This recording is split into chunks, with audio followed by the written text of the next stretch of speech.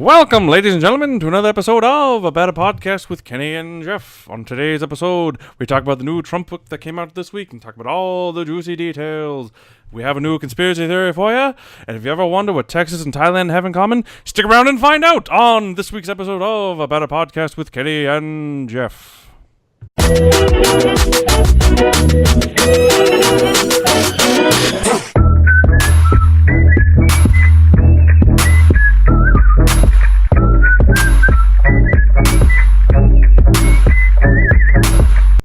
Welcome, ladies and gentlemen. Welcome to the show. First show of 2018. You couldn't let it go for a minute there. You're like, hanging on just for a second. Like, nah, I'm not going to do the rest of the show like that. I thought it would be a good transition to go from my 1920s announcer voice to my normal 23 Skidoo. Announcer voice. That's good stuff. Welcome, everybody, to a new episode for the new year. Trying some new things with the show. Gonna change it up a smidge. We're changing the show, guys. A new year, a new us. And we're gonna change ourselves. Mm-hmm, mm-hmm. That's a lie. I'm only getting fatter. I really need to hit the gym, Kenny. Now, to be fair, Jeff, that is technically a change. Kenny, I own a scale, a digital scale, and I almost threw it away over the holiday break because I gained like 5 pounds. See, I'm 10 steps ahead of you. I don't even have a scale. See, what was I fucking thinking? I don't need this. I bought some give up pants. See, because to be fair, it's all I could find at Walmart. But still, to be fair, that is Walmart. Just But see, like if I got on the scale, it would just say no, and I'd have to get off the scale. Get the fuck off! One at a time, please. One at a time. I wanted my weight, not my phone number. So many Yo Mama jokes in there. Right? Ooh, self-deprecation strong in 2018. Oh, bringing that game back. Actually, never left. Or never really was here. Hey! But yeah, we're trying to change up a little bit. Have more of a... What's the word I want to use? Concise show for you. When we're throwing stuff at you and trying to be less weird tangenty, as we like to do. We'll give it a go. I mean, granted, still probably going to happen, but we're trying. I'll give us a week. So, just this episode, then? Yes. Then we'll divorce. Yep. You'll get the kids. A couple years later, we'll get back together. And probably get just divorced make again. sure you keep the kids. Do I have to keep them alive? I don't care what the fuck you do with them. Okay, that makes things way easier. I'm not their real dad. Shut up, Mom. You're my real dad. They're not my real kids. They're not real kids.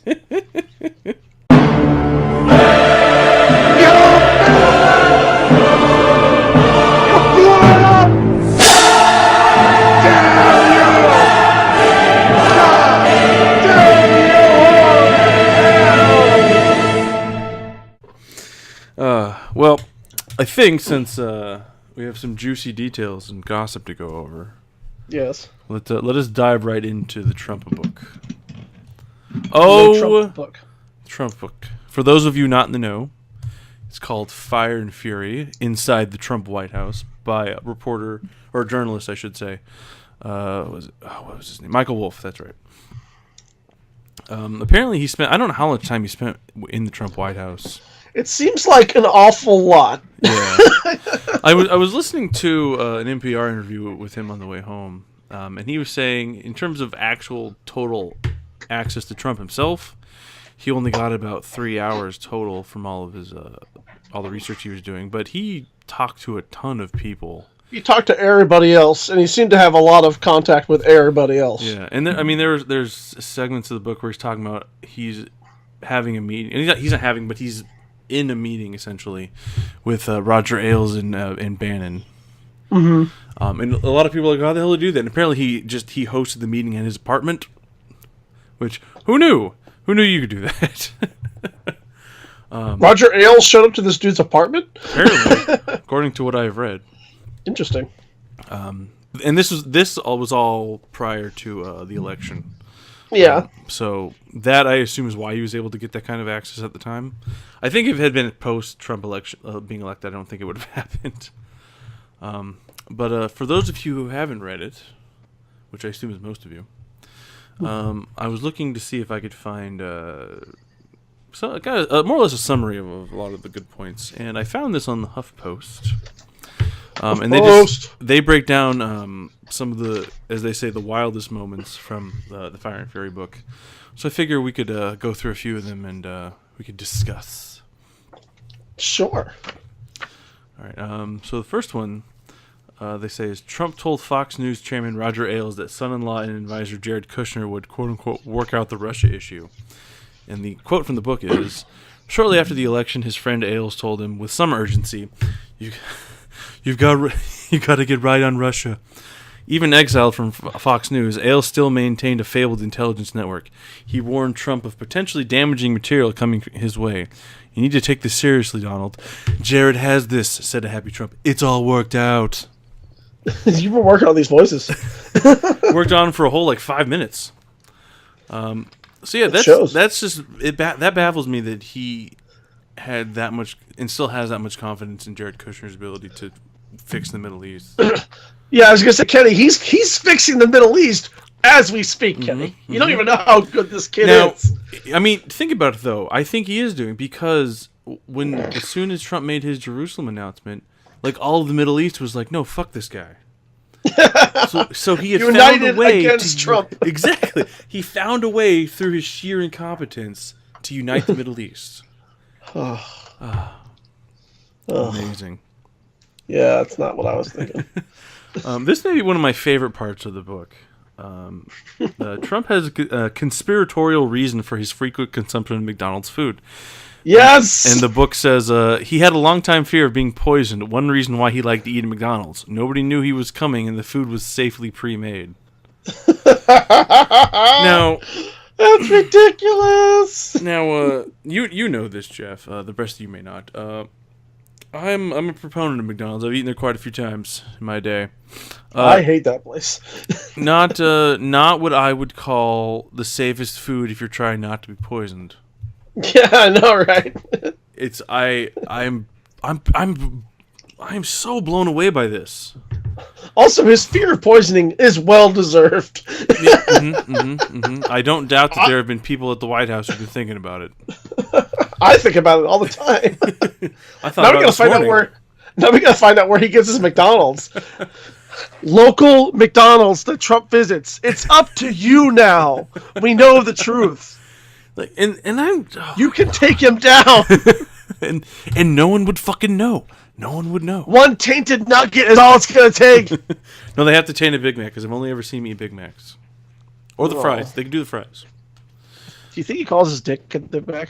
Yeah, probably. He's like, hey, check out my Big Mac. Anybody? They call this one the Donald. The Donald. Well, that would be really gross if he called his dick Donald Jr., because there is a Donald Jr. Well, they're both dicks, you know what? So. He still does. Let's fuck him. He does. He calls his dick Don the Second because it's that much farther ahead of Don Jr. Oh.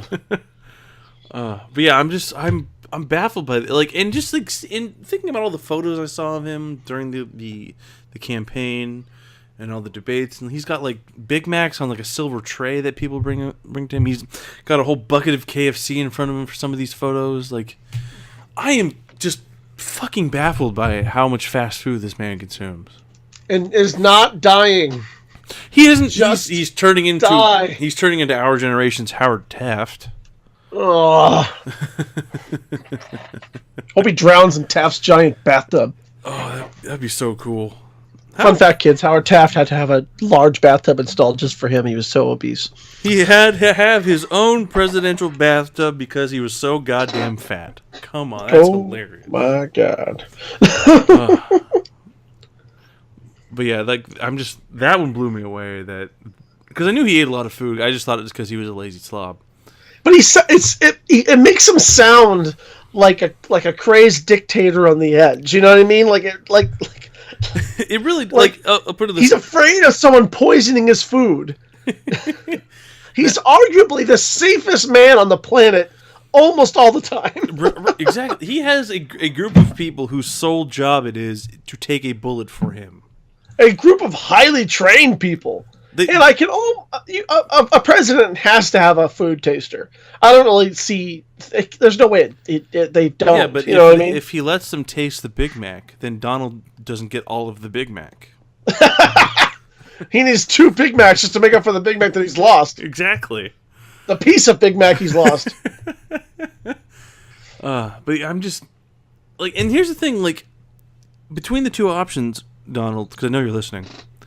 Go with the one where people think you're just a gross slob. It makes you seem way less crazy. Promise you. Promise you. Too late. Damage done. And another good one I liked was it says Trump accusing the Obama administration of quote unquote wiretapping Trump Tower was a quote unquote turning point for White House staff. In a series of tweets on March 4th, 2017, Trump accused former President Barack Obama of surveilling him, offering no evidence to support the claim. "This is McCarthyism," Trump wrote, adding that Obama was a bad or sick guy. And the book says, It was a turning point. Until now, Trump's inner circle had been mostly game to defend him. But after the wiretap tweets, everybody, save perhaps Hope Hicks, moved into a state of queasy sheepishness, if not constant incredulity. Sean Spicer, for one, kept repeating his daily, if not hourly mantra, "You can't make this shit up." That's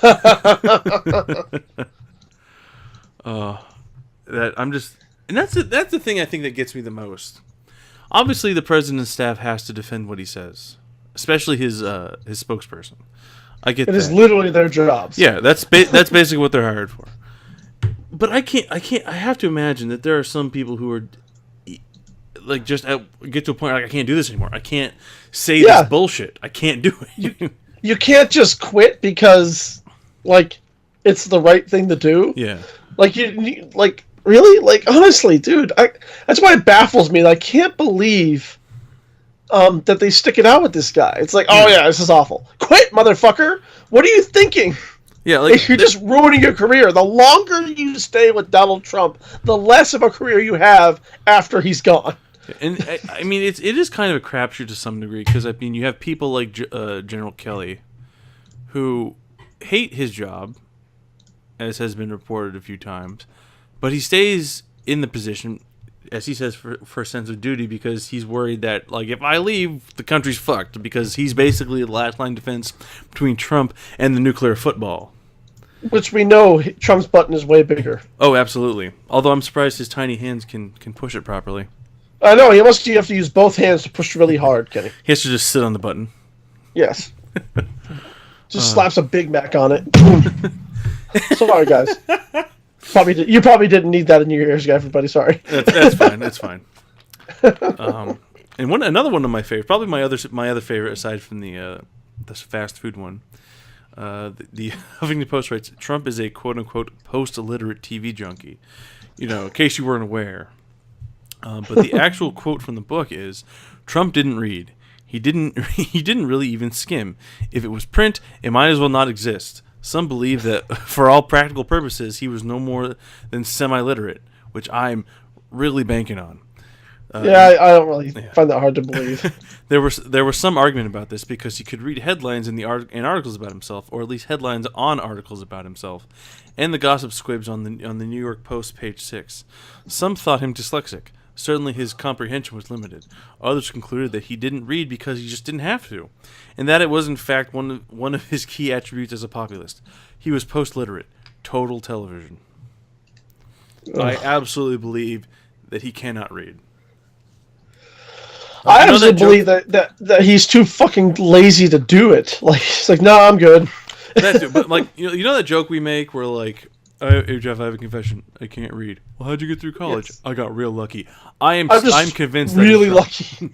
I got really lucky and I wrote those papers. All I do is just like hit the keyboard a bunch and fucking papers come out, man. I don't know what's going on.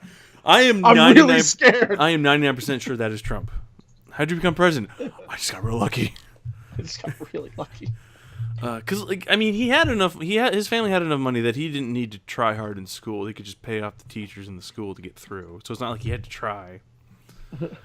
So I'm outright convinced that okay, I'll concede he's semi-literate. Maybe he can read something. He can definitely read his own name. Mm-hmm. We know that's for certain because he puts it on everything as a reminder. Maybe he just memorized what it looks like. So it's a he P-R-U. He just knows what the outline should be. Nailed it. Got it again. I'm the best. Another good one talking about the Obamacare situation. The Post says, Trump had no interest in repealing Obamacare, or healthcare in general. A man of many phobias, however, he once lied so as not to be pegged obese.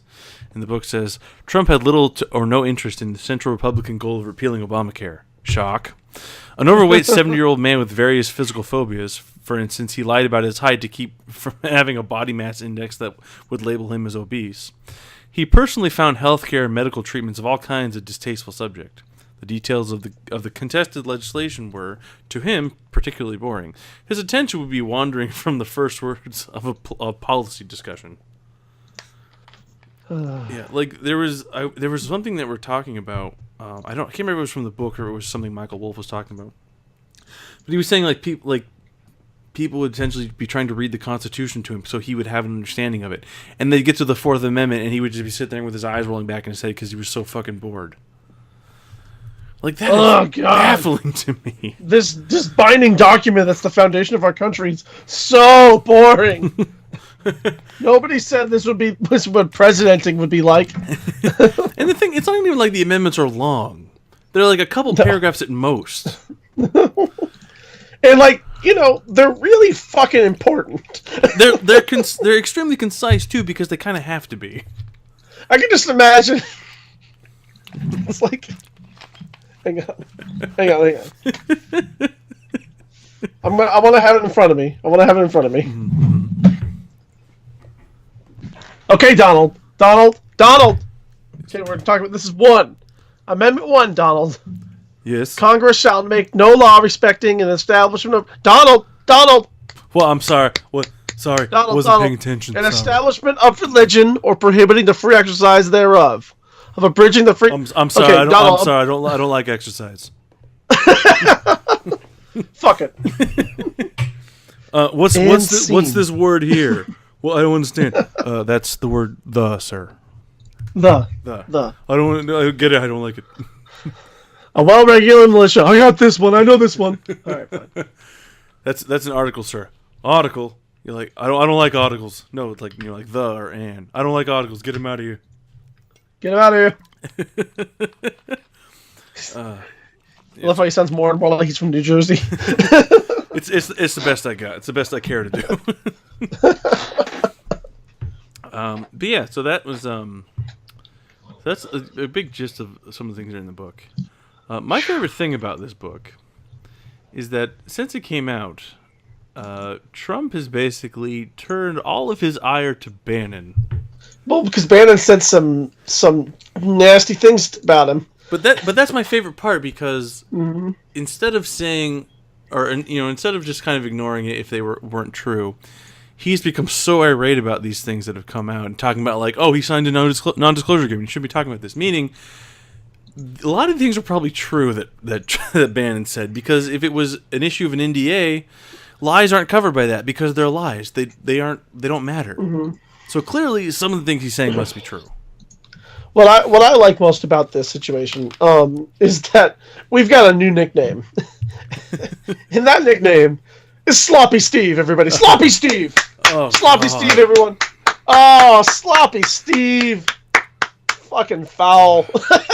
Well, for a man that looks like athlete's foot, it's a fitting nickname. Sloppy Steve. Oh God, that's. Oh, it's so gross. All I can think about is sloppy seconds every time he says it. Oh Jesus, that's terrible. Oh God. Woo! You know, Trump made someone high five him when he came up with that. Oh man, I would have high fived him for that. He pushed the button to get his Diet Coke and made the butler high five him. And yes, he has a button on his fucking desk that every time he pushes it, a butler brings him a Coke. Are you serious? Or no, a Diet Coke. Excuse me. Yes, I'm serious. Well, as long as it's diet, Kenny. I think that's all he'll drink is Diet Coke. Well, he knows it's not poisoned. Mm-hmm. Because it came in a can. Yeah. Man, thank God he wasn't around when the fucking Tylenol scare happened. I think it was in the 70s. There was, and this is why you have the Tylenol bottle Everything's now has all a cap sealed. on it, has the seal on it. It's because some dude was going up into random drugstores and I think what was he putting cyanide? I think or something like that. He was putting some toxic agent in these bottles of Tylenol, and random people would buy it and they would die. And it was hard to track him because he had no motive. Random people, he wasn't targeting anyone in particular, and that is why he's just crazy. Exactly. And that's why you have a seal on the Tylenol bottle. So can you imagine if Trump was around, had this phobia then? Can you imagine? He'd be losing his fucking mind. Good. He is losing his mind. That's the other great thing about this. I am extremely convinced that he has early stages of dementia, if not already on the way to having dementia. I think that he is terrified, and I genuinely believe, especially since this book has come out, I genuinely believe again, reaffirmed that he actually had no desire to become president once he realized he was going to be president. Yeah. I've never seen anybody look so disappointed, and they're like, "Oh shit." Yeah, there's a thing that they're talking about where in the book he's saying basically the goal was never to win, it was just to lose, because then he could turn himself into a martyr of crooked Hillary, and it would allow everyone in his inner circle to get high. Like Kellyanne was trying to get a position as essentially a cable news individual, one of these pundits that you see on Fox, and Bannon would essentially become the head of the Tea Party movement. Melania could go back to having her lunches and be out of the public eye, and Trump would just be, like I said, become this martyr figure for the Republican Party because he was beaten by the crooked Democrat. Yeah, and then he wins, and everyone is just like, "What the fuck do we do now?" Yes, what happens now? I've been convinced the whole time that he never wanted to win, because he's never done anything that made it seem like he had any desire for the job. Nothing he's done. He's never done anything that makes me think that he's like a dedicated person of anything. Like, he started his own business with millions of his father's dollars, and a small loan of $1 million. I wish my father could have left me a small loan of $1 million. Which is hilarious to me because, as been pointed out many times, if he had just invested the money, he'd have $8 billion more now than he does. Yeah, something stupid like that. If he had just invested the money, if he never built a business, never bought anything, just invested it, he'd be way better off than he is now.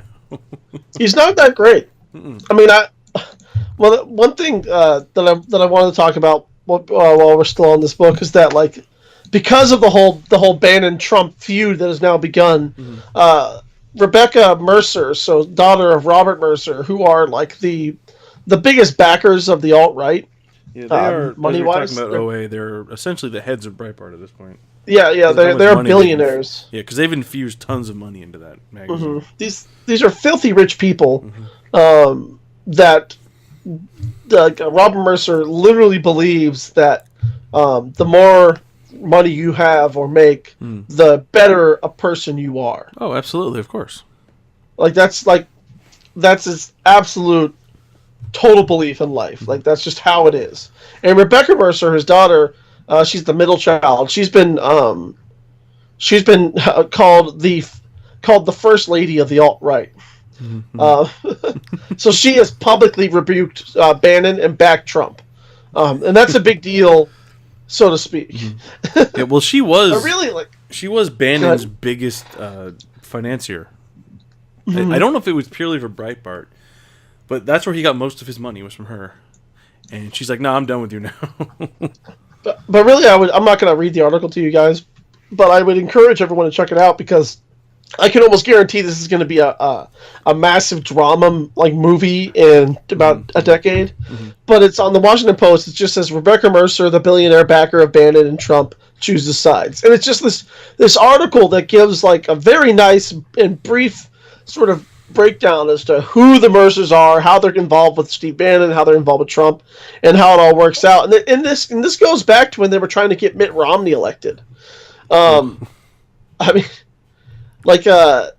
Bannon told the New Yorker, irrefutably, when you look at the donors during the past 4 years, they have been the biggest single impact of anybody, including the Kochs. So these guys are like out donating to the Koch brothers, which is baffling because the Koch brothers have, in some way, shape, or form, basically been forming our government and policy since the 80s. Yeah. Through all the dark money donations and all the candidates they've been supporting. It's just crazy. But the article ends.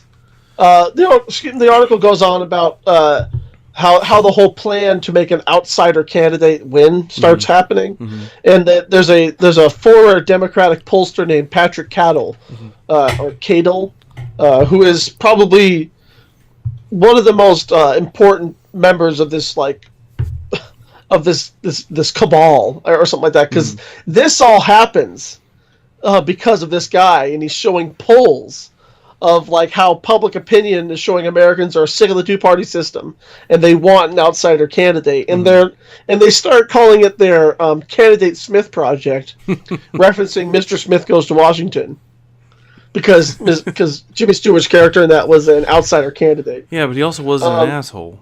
Yeah, well, there you go. So, like the final paragraph of this article. Well, first off, there's this.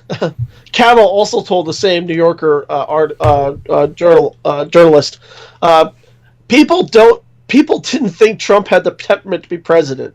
He clearly wasn't the best Smith, but he was the only Smith. He's referring to like they're looking for their Mr. Smith. Yeah. But the last paragraph of this article says the Mercers, born number crunchers, were impressed with Cattle's work when their initial preferred president candidate, Ted Cruz, left the campaign trail. The family switched to Trump, and when Trump's campaign lagged in the middle of a 2016 campaign, the Mercers were quick to push their own associates, Bannon and Conway, into the campaign's power structures. So, like without this family and this Cattle guy, we wouldn't have Bannon and Kellyanne Conway infused into Trump's circle at all. Wow, that's crazy. That it's just like they essentially spawned from one person. Yeah, this all comes from this Mercer family, and it's just like, what the hell? And this is why things like Citizens United are such a massive problem. Yeah, corporations are not people. Like, I am all for you donating your hard-earned dollar to your candidate of choice, but there has to be a limit. You shouldn't be able to throw billions of dollars at shit like this. Yeah. You shouldn't be able to buy the fucking government. This is just like Rebecca Mercer's so passionate. Like, there's this. She goes. So the article reads, the same year, 2012, that Cattle started showing up. That data that Cattle had was beginning to shape Bannon and Breitbart's worldview. So Breitbart started shifting towards this like anti-wealthy elite, anti two-party system, corrupt government thing. Started shifting that year, 2012. The same year, the Mercers became fed up the Republican establishment after President Barack Obama's re-election. After Republican candidate Mitt Romney's loss, Rebecca Mercer chewed out a room full of party donors at a meeting at New York's University Club for bungling the election. Wow. It's fucking ridiculous. It's like, that would be an awesome scene. Because that's like Act 1, you know what I mean? Like, Act 1 is like this Cattle guy shows up, and he's hanging out with Bannon, and he's showing this data, and they start shifting the way Breitbart works, and getting this new message out there. And like, the next beat is just like, Mitt Romney just lost, Rebecca Mercer's pissed off, she's screaming at a room full of other rich white people. Oh, man. As much as I'm, I hate what's transpired since then.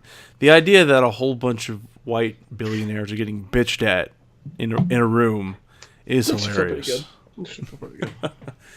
That's just I'm just so baffled by this.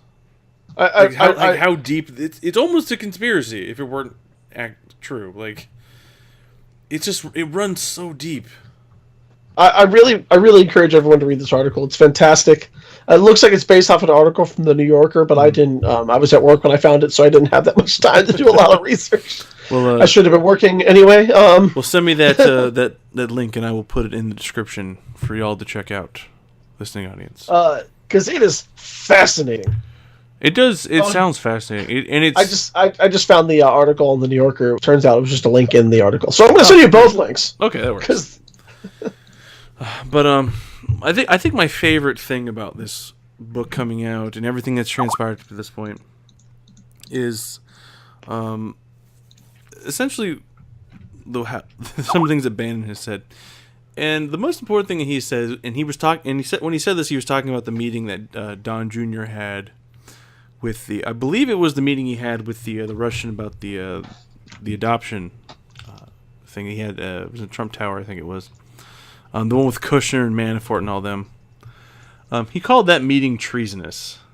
Yes. And that's not some left-wing nut job who's like, oh, this is a Russia treason. Blah. It's a right-wing nut job. This is your boy Bannon. Your boy Sloppy Steve. This is your boy Sloppy Steve. At what? At one point, essentially Trump's right-hand man saying, oh yeah, by the way, all that treason happened. Like... all that treason totally happened. That's fucking hilarious to me. There's that bit on the plane where they're talking about the Russian meeting, and it's like, and like Donald Trump like actively like spoke. This is what we're gonna say. It was only about adoption. It was only about adoption. It was only about adoption. And people in this book who were on that plane are quoted as saying, "He said that. He told us what the narrative would be. He told us what the lie would be." He decided right then and there. And then Don Jr.'s like, I know what I'll do. I'll tweet out the fucking emails. I love the fact that because the meeting, according to Don Jr., ended up not being about dirt on Hillary, but about Russian adoption. Like, he thinks that puts him in the clear.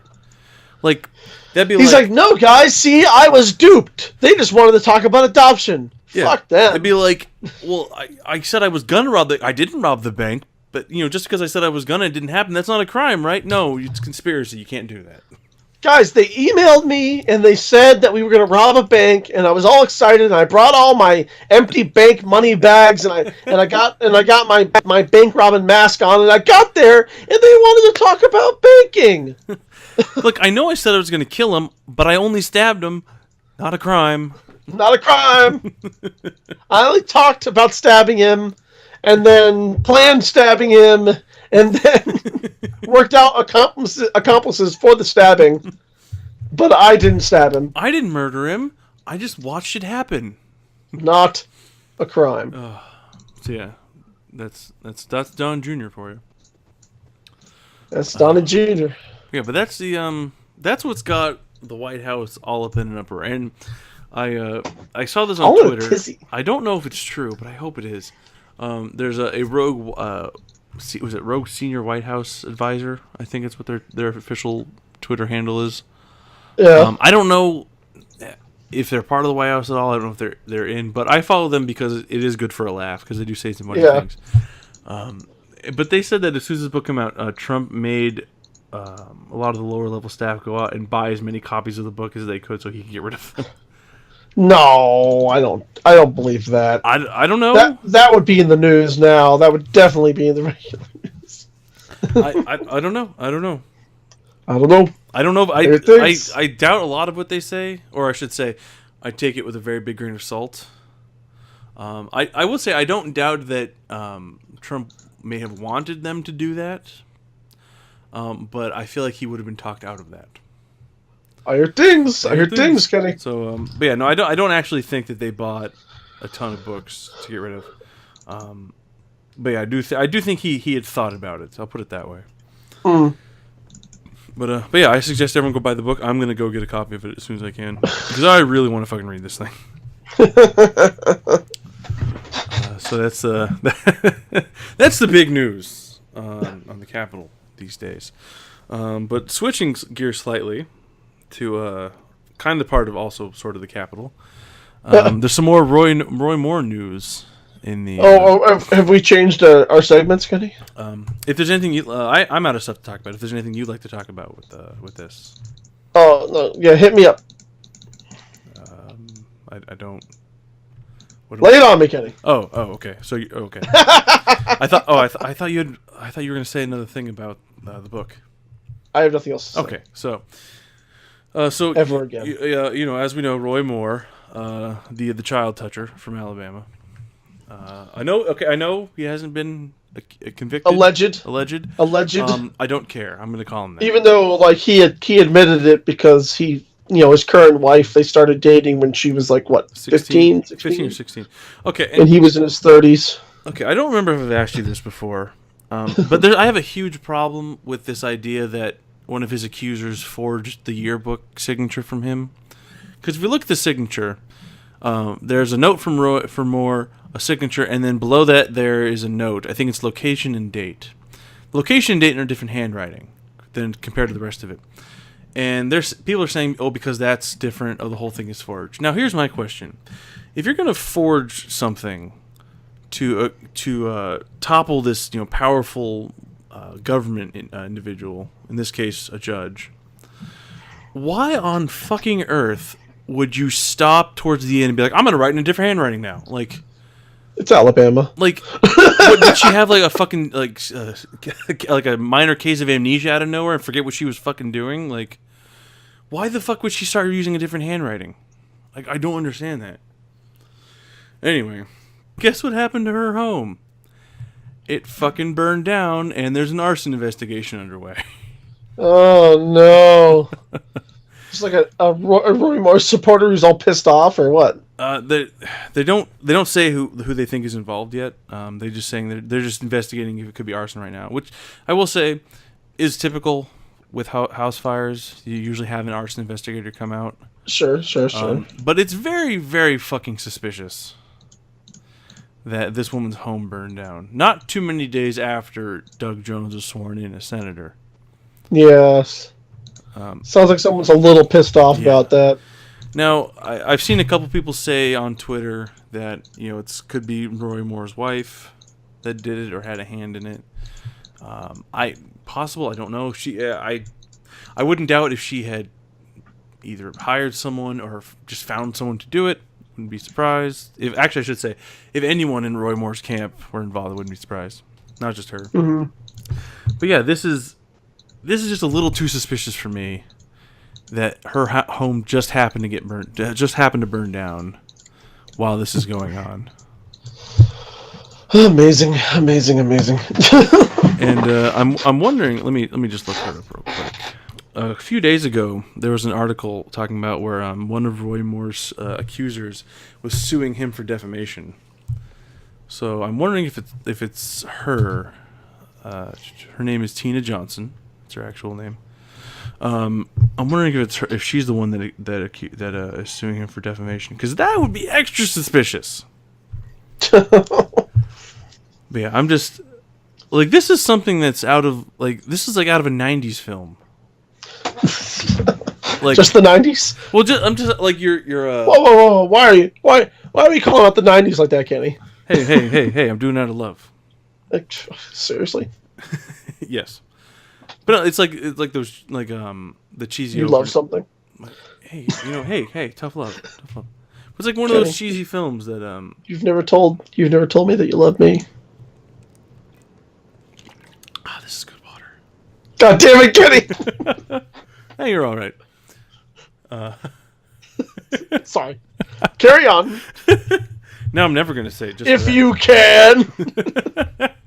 But it's like one of those cheesy movies, like, it opens up with like some terrible thing happening to the main character, and then the movie starts, and like the main character's like revealing some dark secret about some powerful figure, and it's just so cliche that something like this happened. Like this powerful man had an accuser of someone accusing him of sexual assault. Her home just happens to burn down shortly afterward. Accidents happen, Kenny. That's true. I mean, that's why I'm here. Accidents happen, Kenny. Do they, Jeff? Do they? Yes. Yeah, I'm just blown away by this. So yeah, that's all I really had to say about that. I thought it was something I should bring up. I really just was hoping that we would never have to hear from this dude again. Oh no, he's until the day he fucking dies.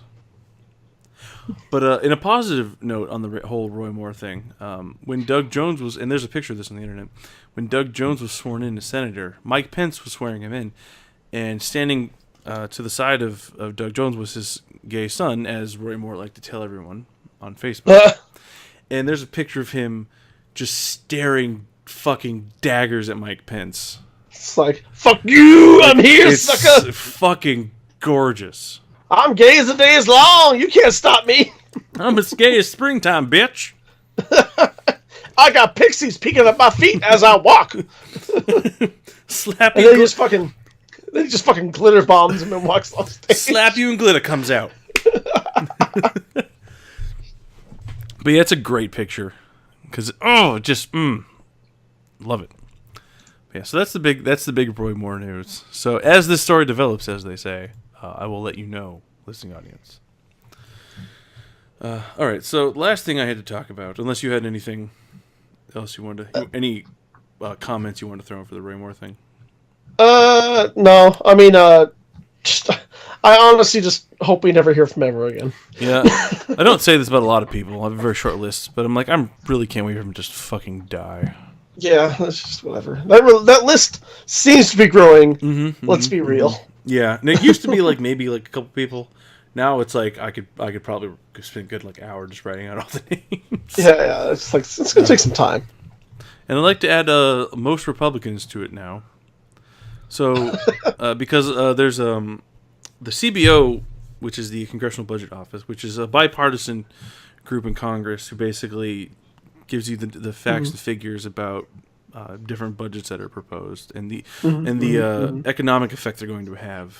I feel like the American people have never really needed to know what the CBO is about until this year. Yeah. Or 2017, sorry. New Year. Yeah, I get his New Year. I guess it's, I mean, there's one silver lining in all this. I guess at least everyone's learning about the government. Yay! Everyone's getting a civics lesson because every 5 seconds we're all like, "Huh? Can that happen?" So, the CBO released a new score. I think it was today. Yes, today. So there's something being proposed in Congress called the KIDS Act. It's a bill that's supposed to fund the CHIP program for 5 years. And CHIP, for those of you who don't know, is I think it's the Childhood Health Insurance Program. It's basically Medicare for kids. It's for low income families. I would, I don't have kids. I follow John Green's example in this. I don't have kids, but I like to do things like have my tax dollars fund education because I want an educated populace. Because those kids are eventually going to grow up and need to know things, and I want them to know how to run shit. So yeah, I don't have kids. I'll probably never benefit from CHIP since I don't ever plan to have kids. But I like my populace to stay healthy and alive because that's how you function as a country with a living populace. Yeah, especially the young ones. Mm-hmm. They're really important because like your young populace is someday going to be like your populace. Yep. And like that's how math works. Right? And like the more young people you have, the more kids you have, they grow up, they can contribute to Social Security. So your old ass can get a paycheck every month when you retire. Anyway, so the KIDS Act is, I don't know if it's, I think it's just being hasn't been, I don't think actually it's been voted on yet. But the CBO released their score saying it's going to cost $800 million. Would you like to know what the previous CHIP budget was? What's that? $8.2 billion. And someone calculated this, and if this bill goes through, low-income kids will have insurance that funds them for $18. They'll have $18 worth of insurance. Why even bother? And granted, this is $800 million over 5 years, so it's only $160 million a year. Yeah. I was gonna say that's Oh my god. Yeah. So they just cut it. That's all they did was they cut it. Like they're doing this a lot though. They're just gutting the money that these programs have. Like, we haven't killed Medicaid. It's just not worth a damn anymore. Yeah. Well, I mean, if you listen to anything Paul Ryan said for pretty much the entirety of his career, like his dream, as he has said, is to cut Medicaid, to get rid of it. He wants to get rid of Medicaid and Social Security, which gives him a huge boner thinking about it. I don't understand wanting to get rid of Social Security. Okay.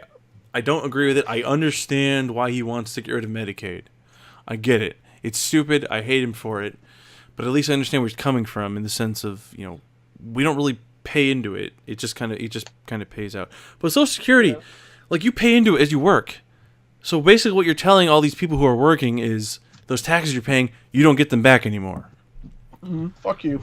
Like, and that just fucking blows my mind. It's not an entitlement program.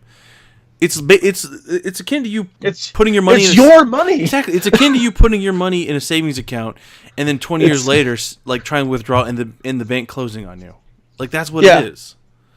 This is not. It's like, nope, our money now. We keep it now. Like, this isn't some entitlement program that they just pay out all willy nilly. This is your money. That's why you get a certain dollar amount. It's not the same for everybody. You get out of it what you put into it, essentially. That's why if you pay more into Social Security, you tend to get more out of Social Security. Like, I'm just baffled why he wants to cut things like that. But yeah, so that's the Kenny, new. It's rock hard as he'll ever get. Mm-hmm. Paul Ryan's wife doesn't need to dress up for Valentine's Day in any sort of schoolgirl outfit. She just has to go, "Hi, I just cut Medicaid," and he gets the biggest rager of the year right then and there. I'm pretty sure for Valentine's Day they don't do anything like go to dinner. They just they just go up and she just kicks a homeless person. Yeah, that sounds like fun. Fuck you, guy. Kick. You're already down your luck. Fuck you, kick. So yeah, that I saw that today, and that just absolutely fucking blows my mind. Good God. Like, I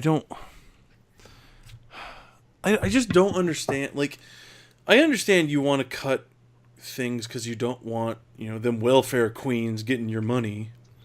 Oh yeah, exactly. But you can't be this short-sighted. I know a very large majority of the people that are going to be positively affected by this are going to be dead soon, so they don't really fucking care. But you have to realize the planet keeps going after you. He does not care. But Paul Ryan's not even going to die soon. He's in his 40s or 50s now. I don't know how old he is. But Paul Ryan has money. He doesn't care about people who don't. I know that. If you don't have any money, you're worthless. I know that. Oh, good. I'm taller than he is. Good. I'm going to fight him now. You're taller than a lot of people, Kenny. And he works out a lot. I could sit on him. He might be able to bench you. I doubt it. I'll just sit on his face and rip ass. But no, it's that's gonna go on a bumper sticker. Sit on his face. Paul Ryan. I'll just sit on his face and rip ass. Kenny. The good news about Paul Ryan, though. Oh yeah. Is in 2018. Is he dying? No, but he might. Politically he is because in 2018 I heard that he's either going to or is considering retiring. Oh wow! Yeah. So he's just like, oh, I did what I wanted to do. That must be it. It can't get any better than this. Well, I mean, look at how many Republicans are jumping ship now. How many of them have said, "I'm done after my term"? He's like, mega boner achieved. I can now leave. There's no point in staying. Well, it's like they harvested the land for what they wanted from it, and now they're going to scorch the earth. Yes, they got what they needed. They got what they needed. We don't fucking need to worry about this anymore because we're fine. Dude, fuck the rest of you. That's exactly what's happening. We don't need no education either, Kenny. You don't need any education, Jeff. And if you had education, you'd know that. We don't need no thought control. Hey, teacher, leave them kids alone. Leave them kids alone. God, for God's sakes, what's wrong with you? But yeah, to quote Pink Floyd, leave them kids alone. God damn it. There you go. Full circle. Seriously, leave those fuckers alone. What's wrong with you, children? children, like even little baby children. Like even if you don't like kids, like Jeff and I really don't like kids. No, I can't stand kids. No, fuck kids. Fuck you whiny ass kids. I think I've met 3 kids in my lifetime that are fine. I will say though, they smell bad. They smell. Some of them smell. Baby smell. That's a Jurassic Park quote. For those yes. Now, for the most part, I do put blame on the parents, because if you could raise your fucking child right, they wouldn't be a sticky mess running around and screaming. But still, fuck kids. Fuck kids. But you know what also happens to kids a lot? What? They get sick all the time. Yes, kids they are are fucking germ factories. They're they're germ factories. They need constant medication. Seriously, they have no immune system, for fuck's sake, pretty much. But yeah, like Jeff and I don't like kids, but we also don't want to harm them. Like our preferred interaction with children is none. Yes, or at least like at a distance. Like, oh yes, that is a child. I can see one over there. And that's carry how on. People like Paul Ryan should treat this shit. Like, I don't like kids. I'm just not going to do anything with them. I'm going to leave them alone. I'm going to ignore them. I'm not going to cut their fucking funding so they all get sick and die. And how much money did they get? Like $8.4 billion a year. It was. Is that what that was beforehand? 8.2 was the original chip. 8.2. But chip also hasn't been funded. I don't think it was funded at all last year, because it expired and they didn't renew it. That's not a lot of money. It really isn't.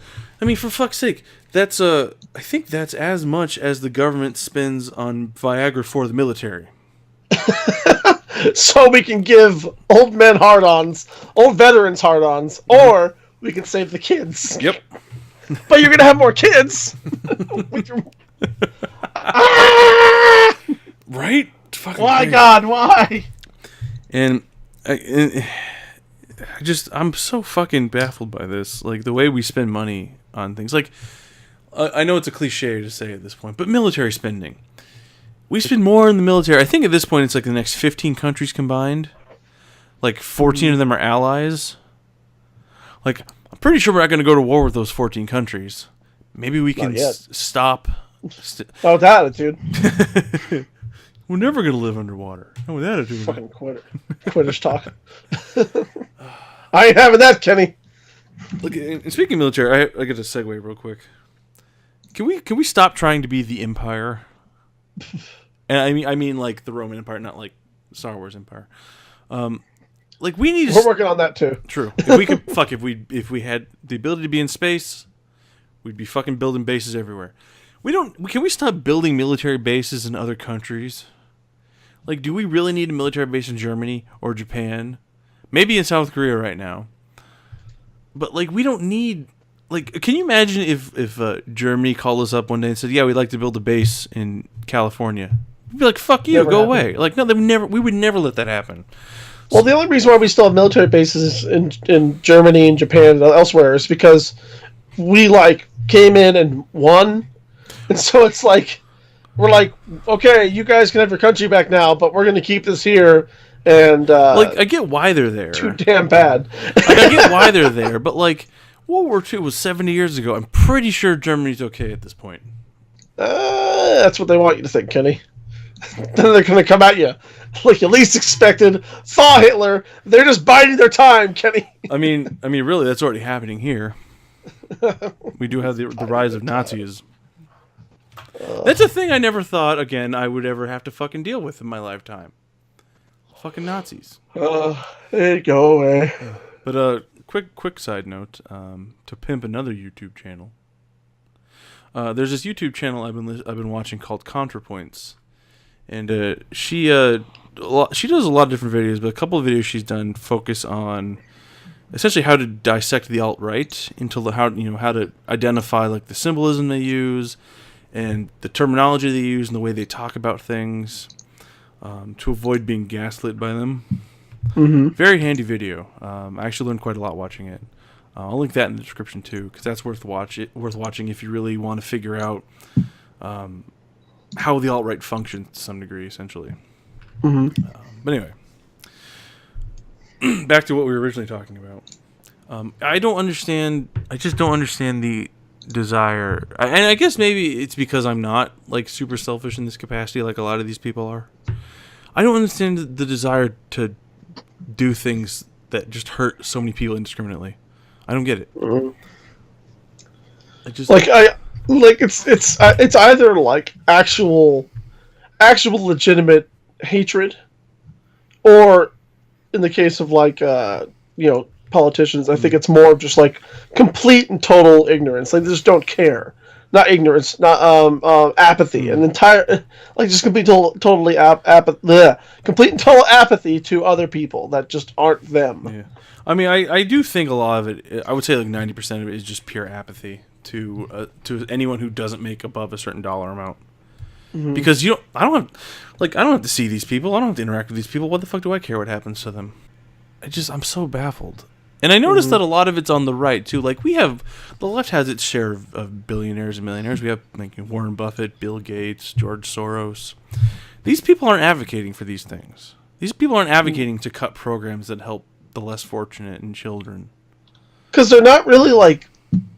These programs are not draining the economy. They're not hurting anything. No. In fact, they're a boon to the economy because they're money that the American taxpayers don't have to pay back more when things get worse. Yeah. Like, that's the whole point about Obamacare, is that more people had preventative medicine.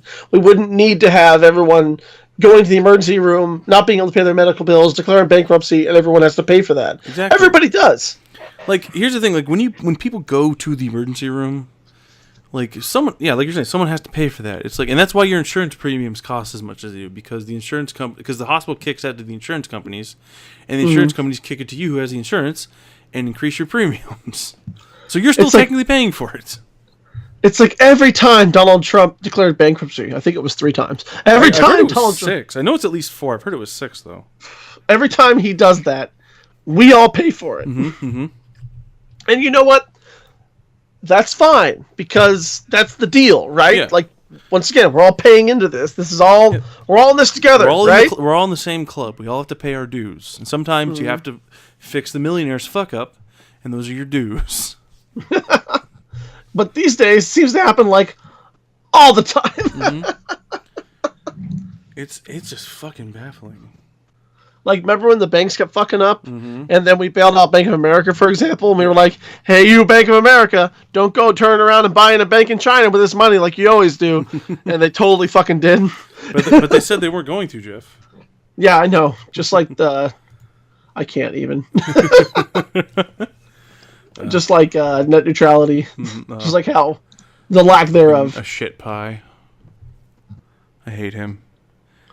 Okay, he looks like his face didn't continue growing with the rest of his body.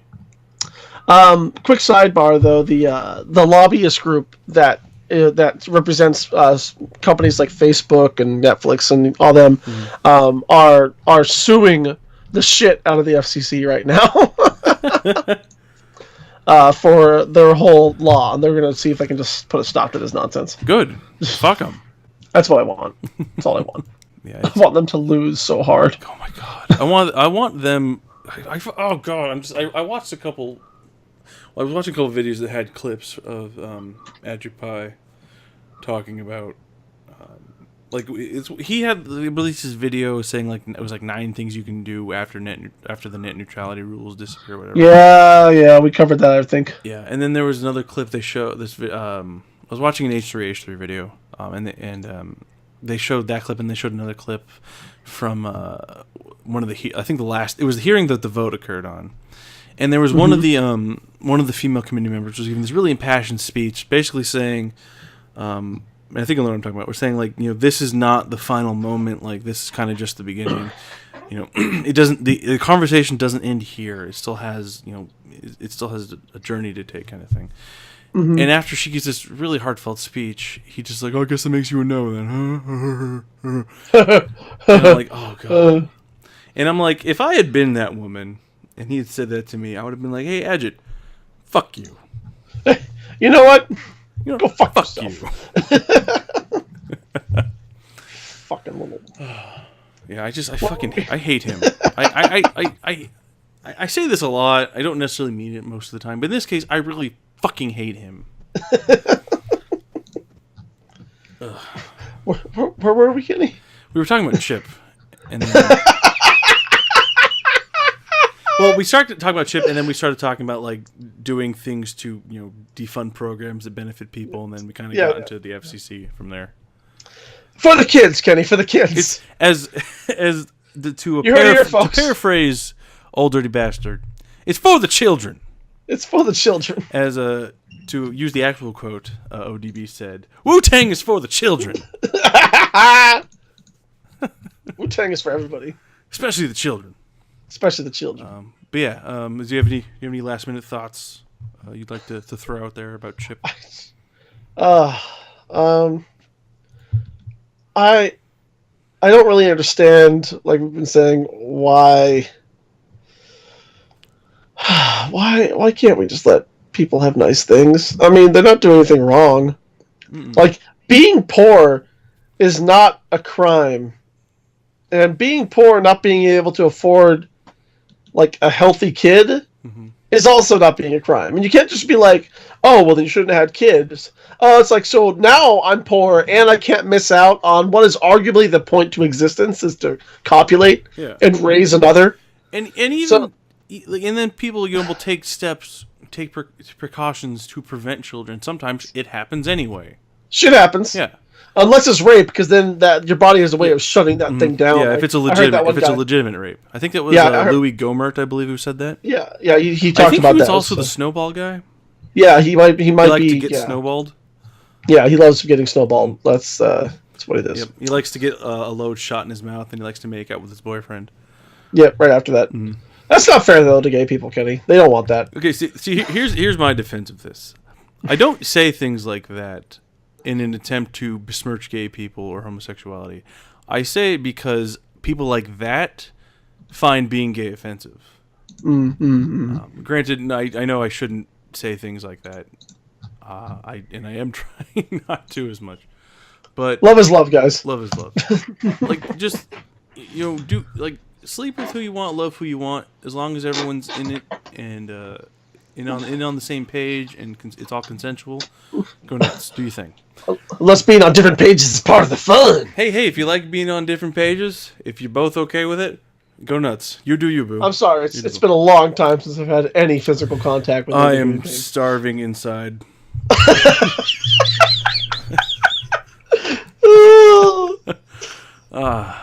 But yeah, like, you can't. You're punishing people for being poor and having children, because you take away things like this, and then so by doing that you're taking away their right to have kids. I mean, I have issues with overpopulation, but that's a whole other argument. But then they accidentally have a child because whatever precautions they had in place failed for whatever reason. Condom broke.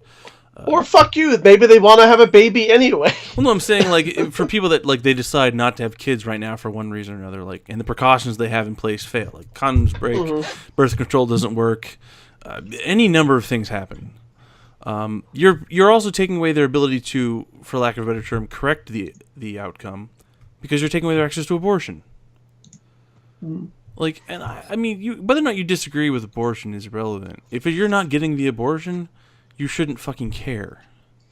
Like, I understand the argument, like, oh, well, life begins at conception. Well, if you conceive a child, then you keep it. Like, if someone else conceives a child, let them do with it what they want. I mean, it always kind of comes back to, in my opinion, like, because when you're talking about what we're talking about here is, like, limiting the rights of somebody else without actually passing a law that says you have less rights, and, like, the Republican Party has always been about rights of the individual. They're the party of responsibility, Jeff. Yes, and, like, in the states' rights is another huge thing with them. It's always about states' rights. Oh, and there's a fun story that I can. Like, we have to do that, and it's like always about states' rights, unless those states' rights apparently have to do with pot or uteruses or. Like, to get back to what you're saying, like, Obama, I can't remember when he did it, but at one point during his presidency, he basically, I think he was an executive action? I forget. Basically, he signed something in the law that said, the federal government is going to put less pressure on the states that legalize marijuana. it wasn't an executive order because he doesn't need to create an executive order for that. It's okay for him to direct. Oh, it's just direction. Okay. As the commander in chief of the executive branch, he can tell like the Justice Department how they should pursue certain crimes. Yeah. He can direct them that way. Yeah. I couldn't remember how he had dictated it. But yeah, so he basically tells the Justice Department, don't focus on states that have legalized marijuana. And, which is a huge part we're going to talk about, states' rights. And then, so because the federal law says marijuana is still legal, but how many states now are legalizing it? I mean, a growing number of states is legal again, so... And so a lot of states are legalizing it, and then Jeff Sessions, after he gets out of his Keebler elf tree, realizes he doesn't like states having the right in this case, so he's rescinding that directive. Mm-hmm. And that just fucking baffles me. Like, it's the legislative equivalent of taking your ball and going home. Yeah. Like it's like, you know what? No, we won. Yeah, you gave us this right. We're using it as we are allowed. You can't be mad about it now. We're following the law. We did it. We did this thing called voting. Mm-hmm. We voted on it. we did exactly as we are allowed to. Yes. But I think, just overall, I really can't wait for a certain generation of people to just die. Just die off. Seriously. Although, I think every generation thinks that way. Yeah, but I think this especially of like 65 and older generation. Just because because that's the Fox News generation. That's the Fox News wheelhouse. And they're the people that are fucking us on this. Man, I'm so... it just infuriates me so much. We should carry on, sir. We should carry on. Yeah, so that's essentially as we were started off. CHIP can get funded again with this act, but it's basically just it's a joke. That's all it is. It's a joke. But now to move on to some lighter news. But I think with as light as this news is, I think it's time that we end the weekly Armageddon update. Thank God.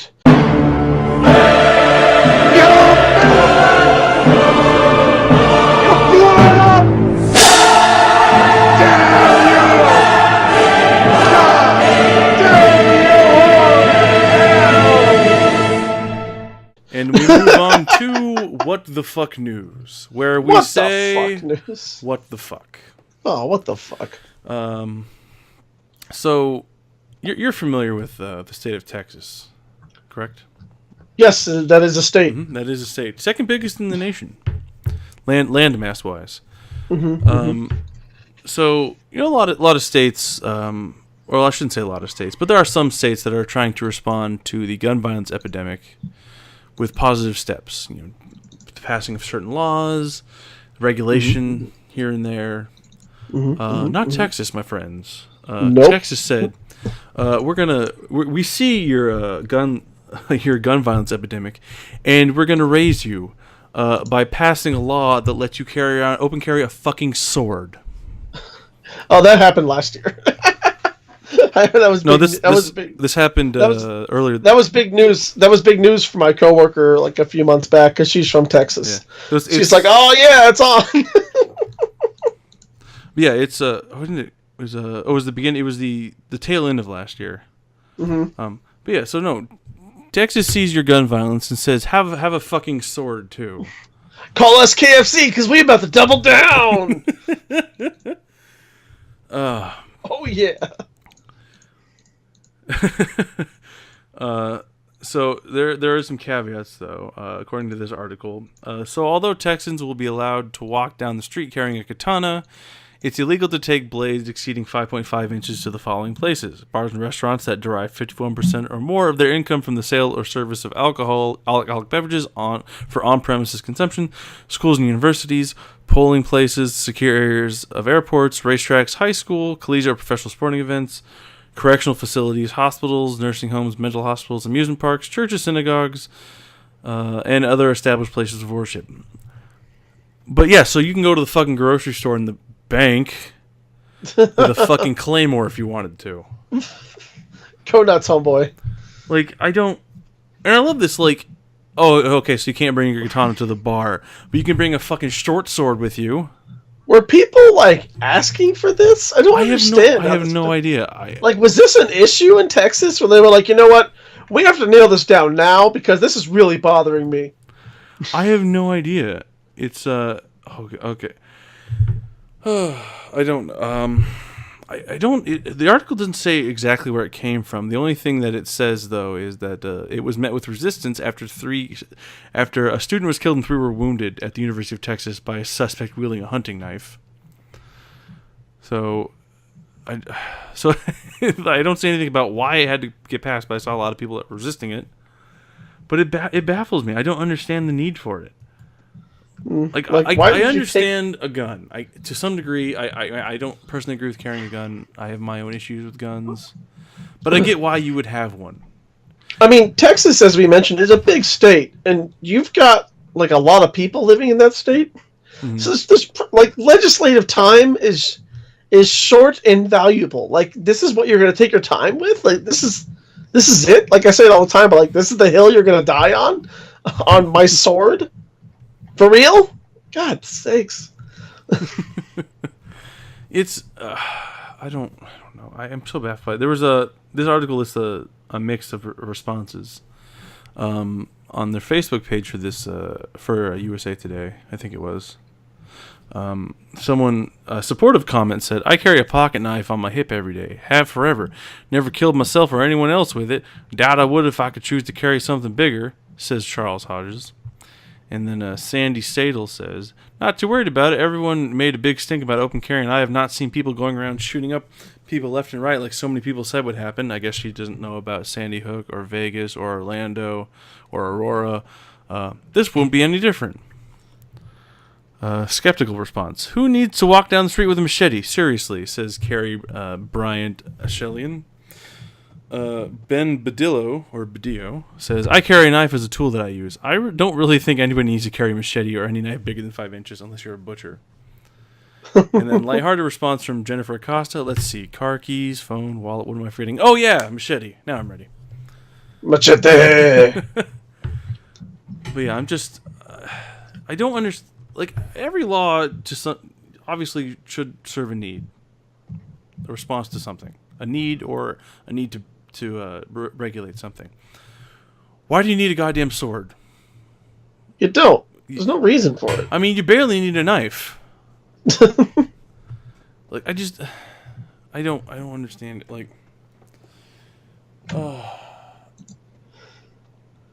I just don't understand. Like, and if you're gonna make the argument that like, oh well, I need it for defense, I'm like, I guarantee you, if you have like a fucking katana in your back, people aren't gonna not approach you because they're afraid of your katana. They're probably not gonna approach you because you're a fucking weirdo who walks around with a goddamn sword. Yeah, right. Like you're not. I mean, whatever makes you feel like a badass, I guess. Mm-hmm. But like, stop and consider yourself for a minute. Like, why is this necessary? An amendment. I didn't see this initially, but for the hospitals, nursing homes, and mental hospitals, you can't carry a blade longer than 5.5 inches unless you get written authorization. Okay, good. Which means you can walk into that mental hospital if you have, a note basically that says you can do this, and then watch someone steal your fucking sword from you, and maybe stab a couple of the patients there. Yeah.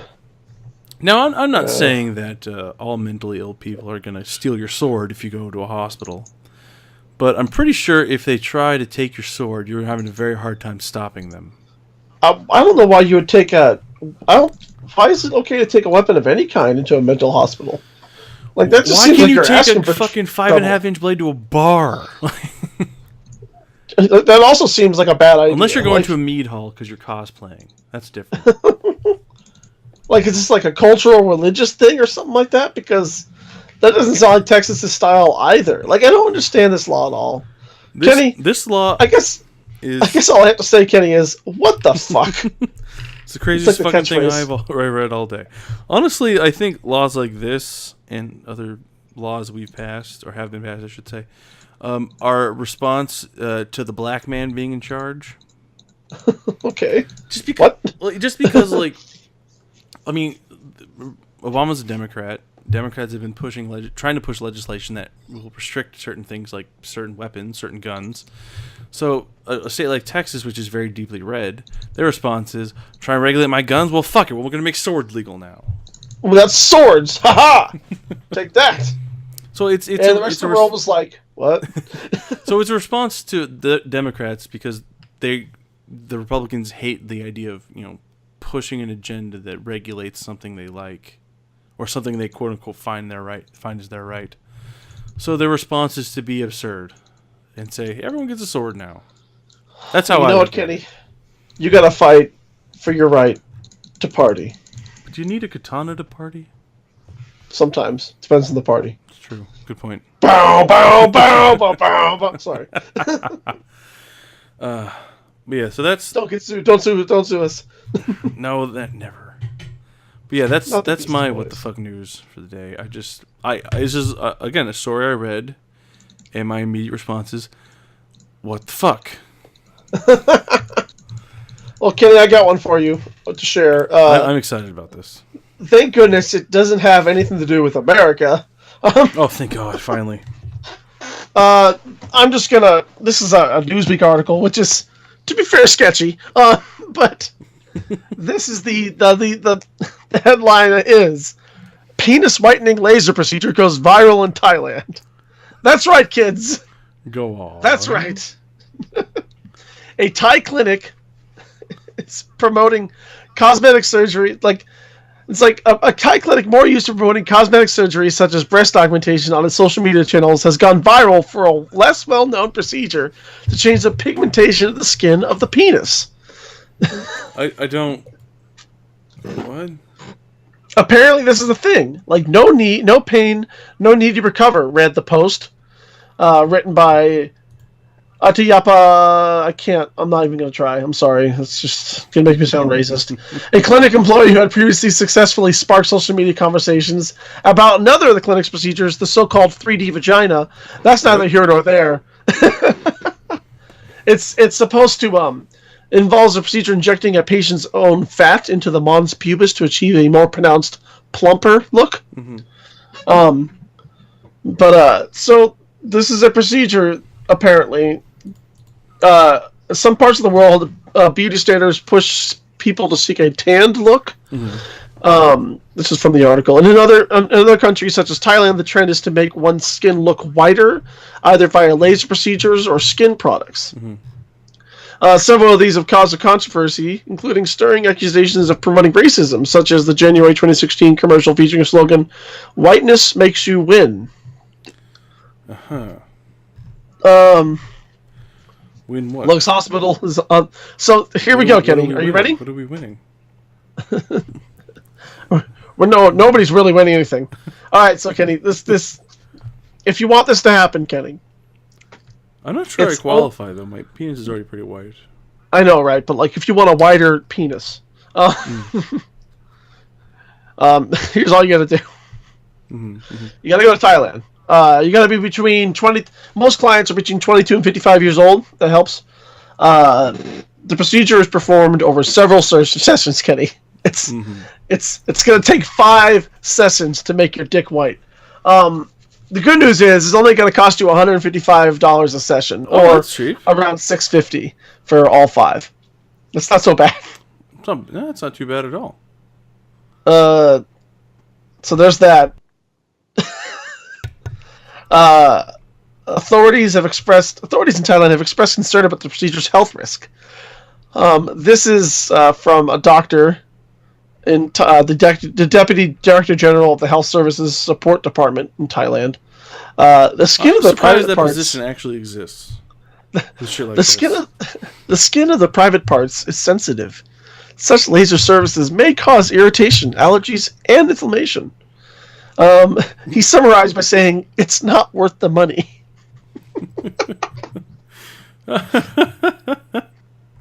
Which to me says that dude got his dick white.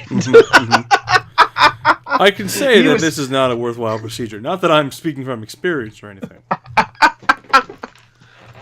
That was my what the fuck news, because I read that article and I had to say, oh, what the fuck. That is epic what the fuck. Why does that need to happen? Why do you need to do that? What is wrong with you? Why? Why do you need? Why? Why do you need that? I have so many questions. I mean, it's got to be a cultural thing, and beauty is one of those things. Like, I know that the Japanese find women with crooked teeth, like, they think that's very charming, so they won't get braces. Yeah, they find that charming. They think like it looks more like she's more girl next door, and like more. It makes it so beautiful. Easy to identify her as a crime if she commits it. If there's a bite mark left. Yeah, look at that snaggle tooth right there. Yep. It must be her. Yep, there it is. There she is. Got her. Got her. Got him. Call it. Nailed it. But yeah, cultures are different, Kenny, and it's a beautiful snowflake world out there that we might not always understand, but fucking snowflakes. I really don't know what the hell that was really all about. Yeah, like I understand that, the world is a vast array of different cultures and customs that, make this all one big beautiful place to live in. I get that. And I try my hardest not to judge other cultures because I don't live in them. So I feel it's unfair for me to judge them. I may think that some things that they do are I don't want to say odd, but are just way different than something I'm used to. Mm-hmm. But I don't understand what purpose all that could serve. It's very popular. But why? Well, it's growing more popular. Well, it is a penis. It's picking up steam. Well, it is a penis. Just mine does that. Just mine steams. No, I meant that it grows. Kenny, does your steam though? Because mine. If I rub it too hard. Mine steams. I like to take it and then like rub it between my hands like I'm trying to start a fire. Furiously masturbating. I'm going for a land speed record when I get going. I want people to know where I am when I'm doing this. I want the world to know. Well, speaking of whitening. Yeah, I'd love to hear the rest of this segue.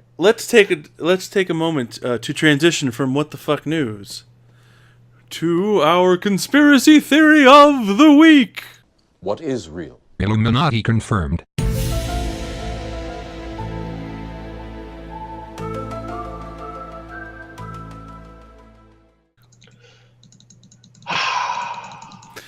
So, speaking of whiteness, this week's conspiracy theory is the white genocide conspiracy theory.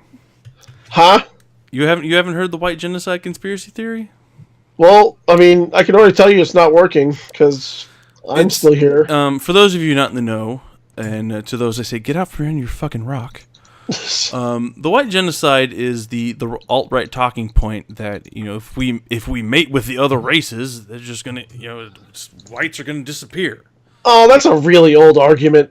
But they've been using that since before Nazi propaganda. I know. I bring it up because, as I said, I think it's an important point to talk about now because of the vast increase of Nazis that the country has experienced. We have a mighty influx of out Nazis that are out and proud of the closet, of the Nazi closet. The Nazi closet.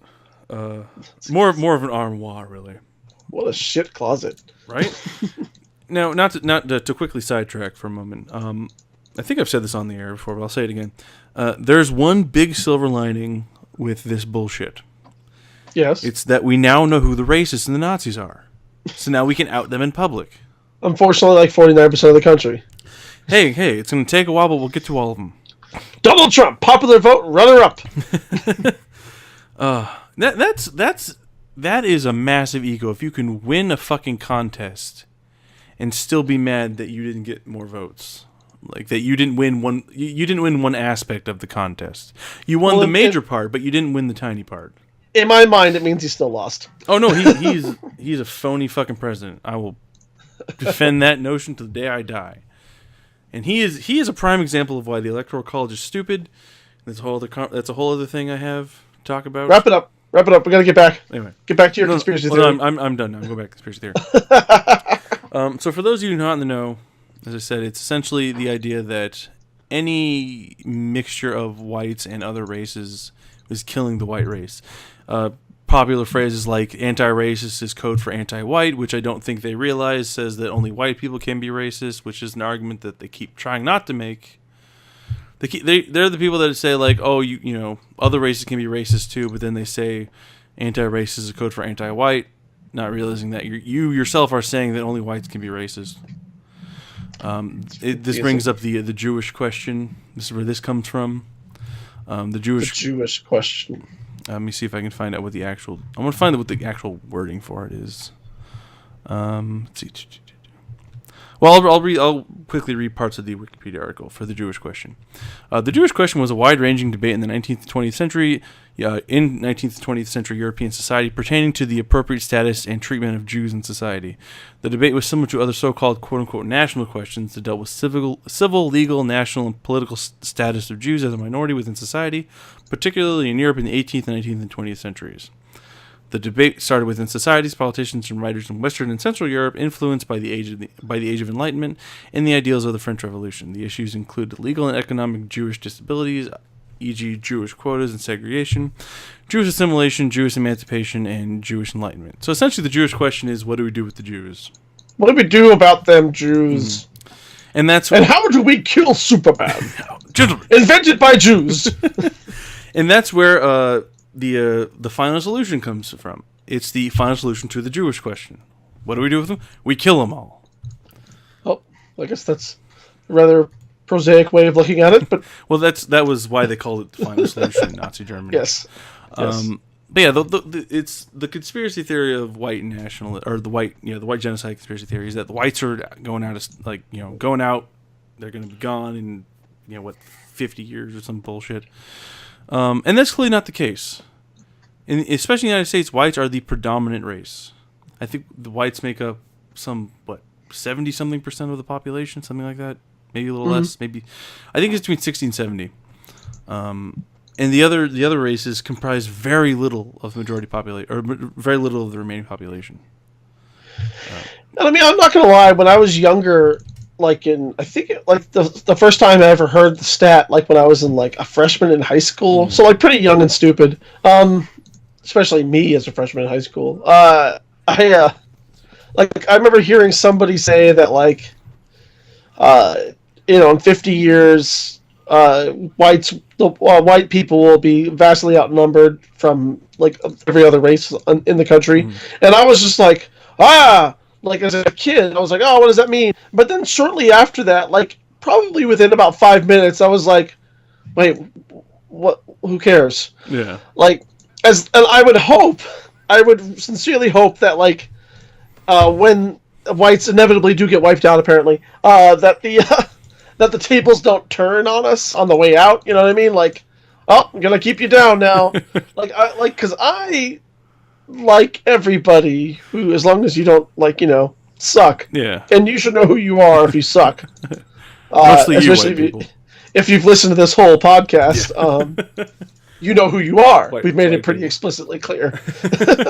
No, I'm pretty much in the same boat with you on this. Like, yeah, and it had the initial thought because it's like when you hear that when you're young and you hear that phrasing, but you have any kind of connection to it in terms of evidence or anything.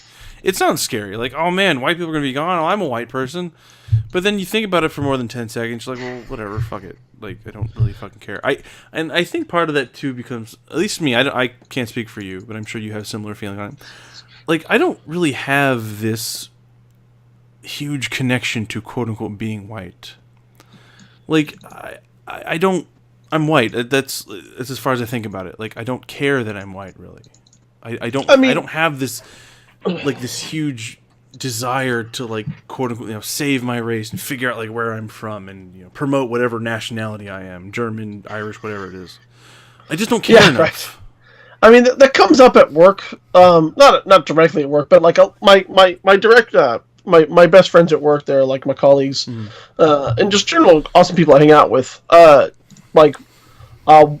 I have a Chinese coworker, a Viet coworker, and a white coworker who's married to an Indian man and converted to Islam. So it's a mixed bag, you know what I mean? And even the white coworker who converted to Islam, she's very grounded in the Indian culture through her husband, and so and I always sort of and like with Chinese culture and Viet culture, and everyone's like they have like a strong bond to ethnicity or nationality. And I've always like, I always try to say like it'd be kind of nice to be able to pick, like what I am, because I don't want to be like white power because that's bad. Yeah. It has a very different context than things like Black Power. Those of you listening. I don't really feel that way about it into that regard, but it would be kind of cool to be like, because I am last I checked, I'm Czech, Irish, Swedish, Portuguese, South African, Native American. There's probably a couple I'm missing in there. Like I'm a mutt. Like I'm 100% American. You know what I mean? Like it's just kind of the way it is. I'm the melting pot. Jeff, you are the future. I am the future, and still just as white. But at the same time, it's sort of liberating to be able to call across that many things, to claim that many cultures. Yeah. Like they always say everyone's Irish on St. Patrick's Day, but then you get to have the fun argument with the drunk guy at the bar that I'm more Irish than you are. I'm the most Irish, damn it. I am way more Irish, and you're counting back how many generations of Irishness.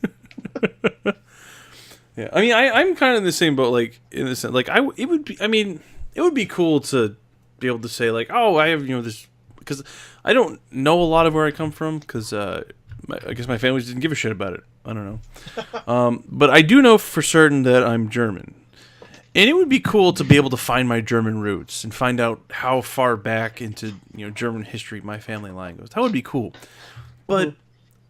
Like, I don't, even if I figured that out and I found out, like, who the first person in that bloodline is, I wouldn't feel this, like, huge sense of pride about it.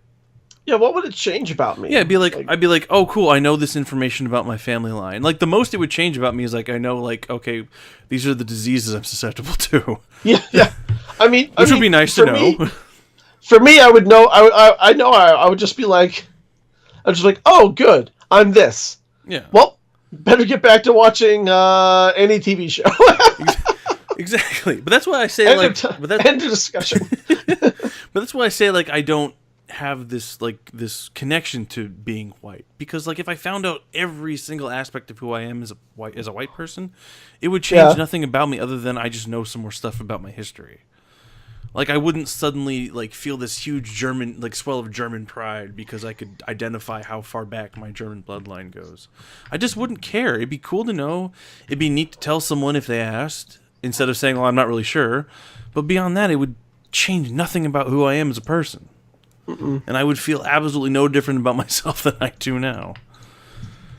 Because it doesn't change anything about me. Like finding out that like I am more.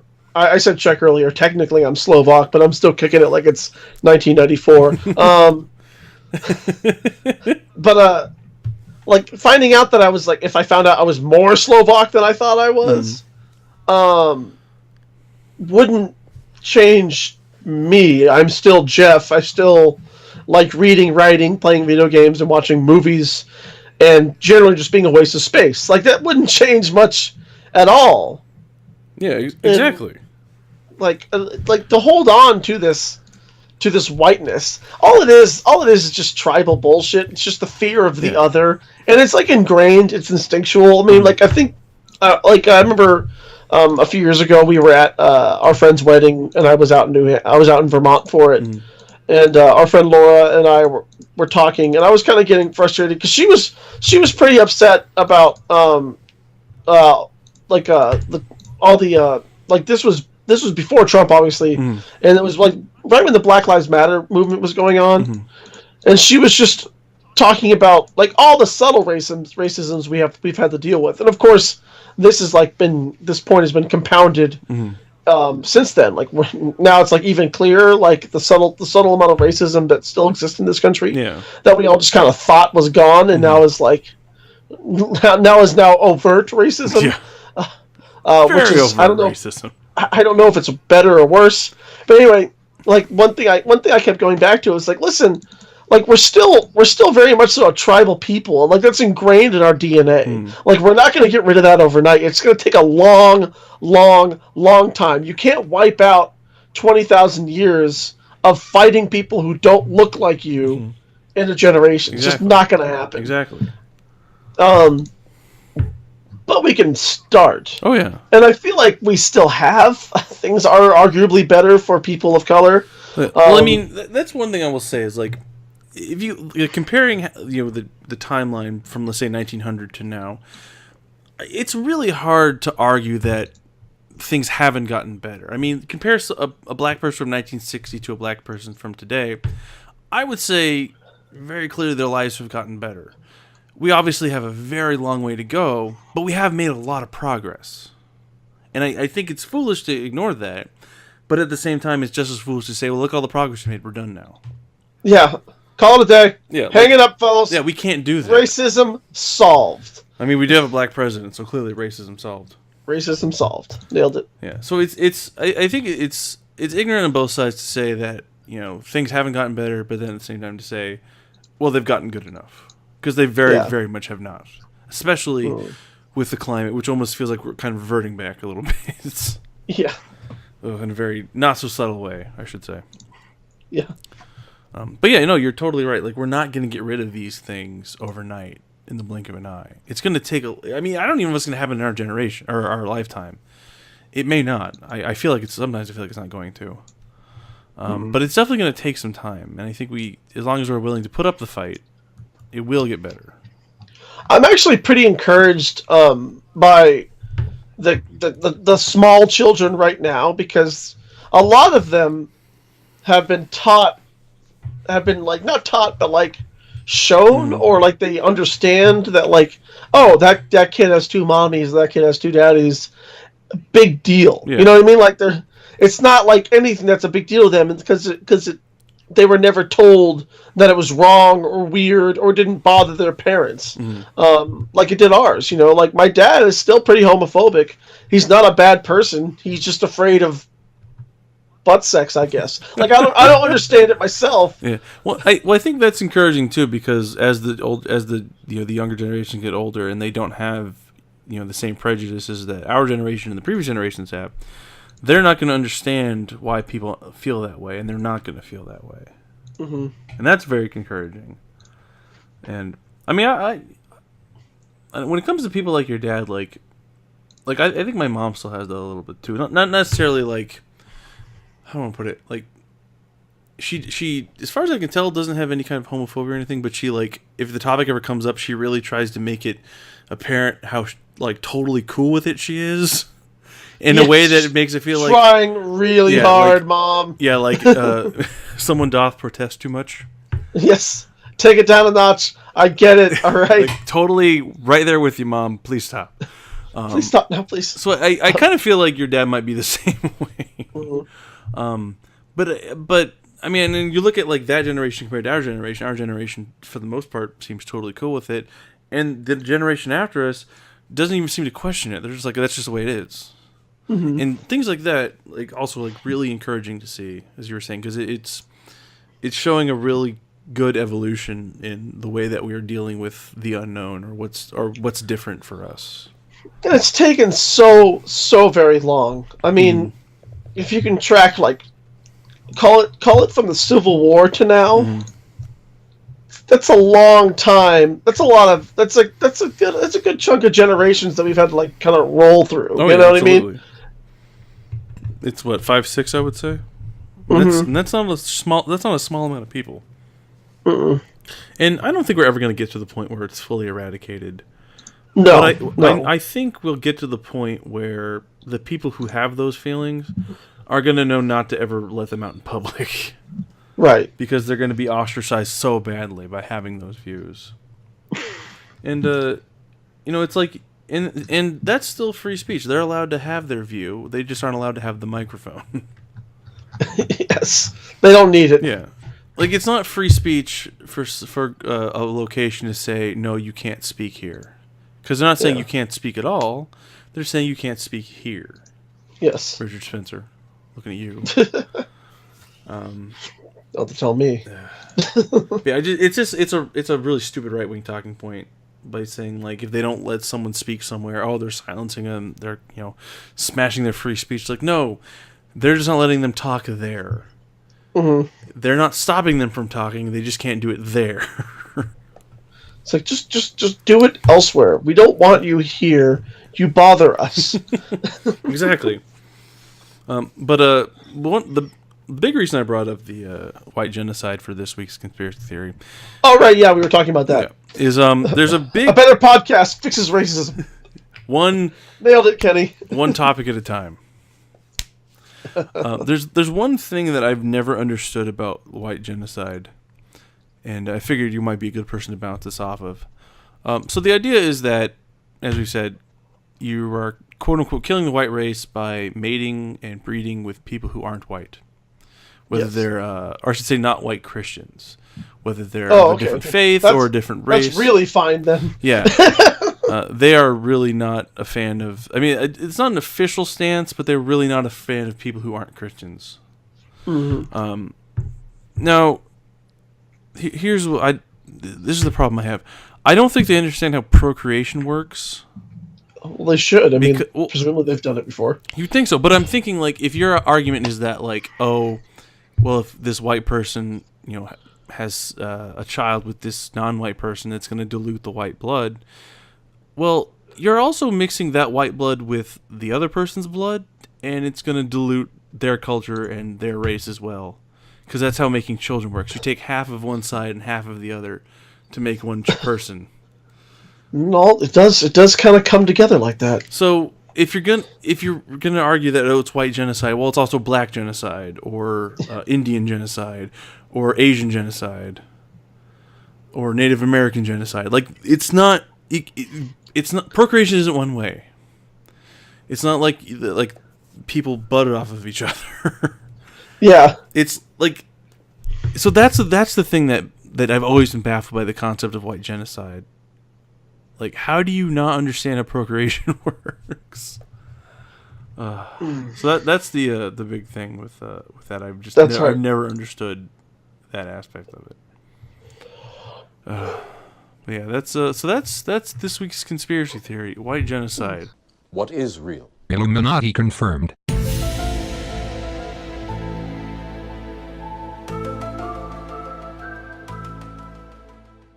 And yes, it is a conspiracy theory. It's stupid. It's not happening. And if you think it is, I hate you. This is the hate episode. This is hate. We're hating the right people. Damn it. Title of this episode: Hating the right people. Hating the right people. I might rethink that one. Probably not. Yeah, I think I'm going to change my mind. Like now, we might get more clicks, but not the right kind of folk are going to want to see what we have to say. Yeah, it's not. Yeah, no. Yeah, let's. Oh, we should totally do that. Just like catfish these fuckers. Oh, what a great idea. Perfect. But yeah, it's I don't know. It's just baffling to me. And I think the most baffling thing to me is, why do you care? Like, if you're really concerned with the white genocide and the dying out of white people, then you should just breed with white people. Yeah, go back to fucking your sister. Yeah, exactly. Hey, that reminds me of a joke. What do you call a girl who can outrun her brothers? Got what? What do you call a woman who can outrun her brothers? Go on. A redneck virgin. Oh, yes, I've heard that one. it's like the abortion argument. It's like any of these kind of arguments. If you don't like it, don't participate. Don't do it. If you are worried about white genocide, only sleep with white people. Boom, you've done your part. Problem solved. Let everyone else do what the fuck they want. I take my hat off to you for saving the white race. I'm going to continue not having sex with everybody else. Going back to that, Kenny. Going back to that well. I will tip my hat to my racist. Yeah, like it's the whole concept is baffling to me. But yeah, so if you take away anything from this episode, white genocide isn't real. Stop saying it is. Stop saying this. Knock it off. Hey, you. Stop it. You know who you are, Jerry. I'm talking to you, Jerry. Jerry just freaked the fuck out, dude. Some racist named got Jerry. him. Oh shit.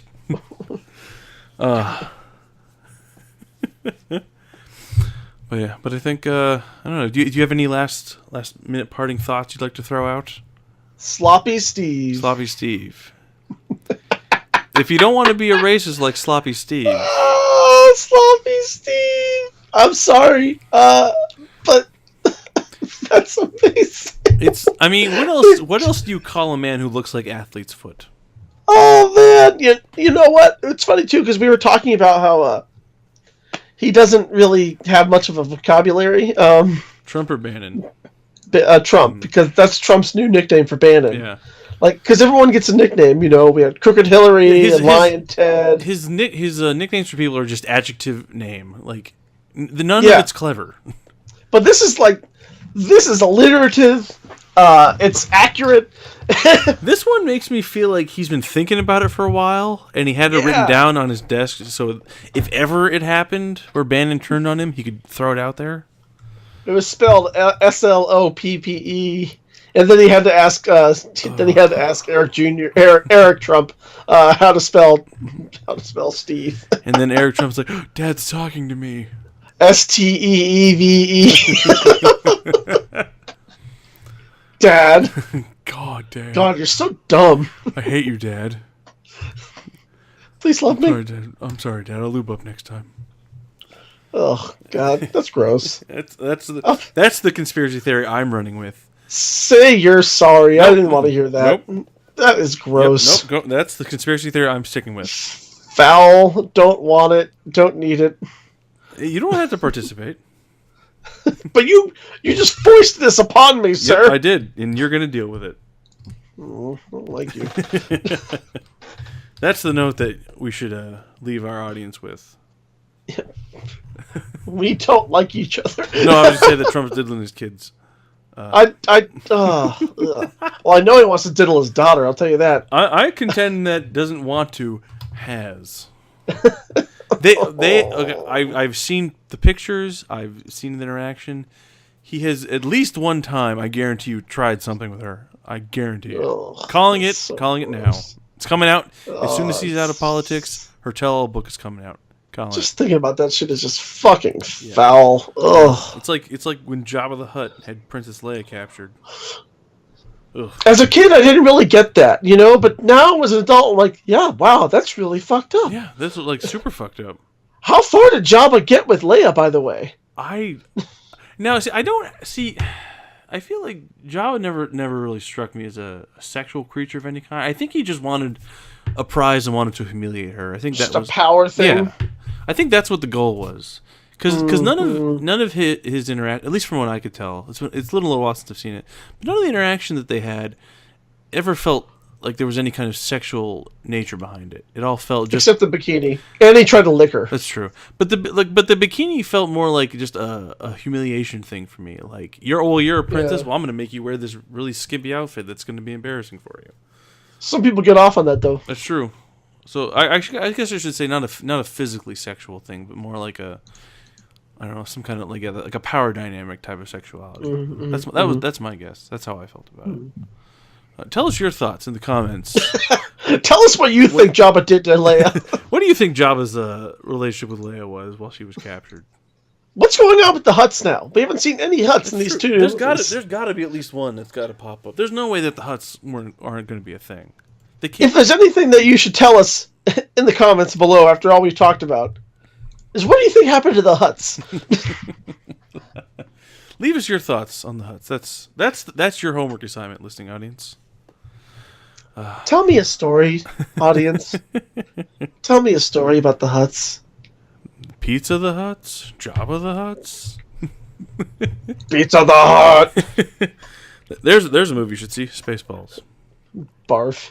He's his own best friend. But on that note, I think that's all she wrote. Any last minute thoughts for the audience, Jeff? Aside from Sloppy Steve? Sloppy Steve. Because that's as far as I got last time you asked that question. I know we kept going, but Joe, well, let's leave it on Sloppy Steve. Sloppy Steve, everybody. Steve.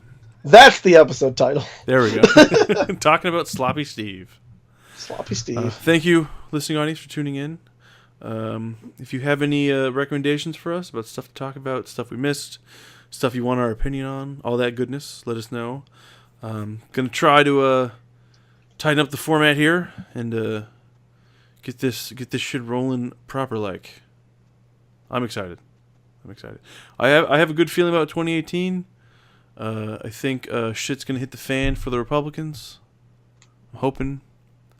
I'll believe when I see it. I am hopeful because there were some changes towards the end of 2017 with Republicans or Democrats winning some very important seats. So I'm not. Cautious optimism, shall we say? Cautious optimism.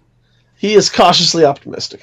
I'm It's like any time my sports teams are ahead in the game, I'm not gonna be confident that they're gonna win until the game is over. And you certainly don't fucking talk about Nope. When it's like when the pitcher's hot, you don't say a fucking word to him. Don't say a word. You don't look at him. Nope. You do not touch that man. You don't interact with that man. You let him sit there until he is ready to go out there and fuck shit up again. But thank you for tuning in, and hope to see you again for the next episode of A Better Podcast with Kenny and Jeff. Good night, everybody. Good night.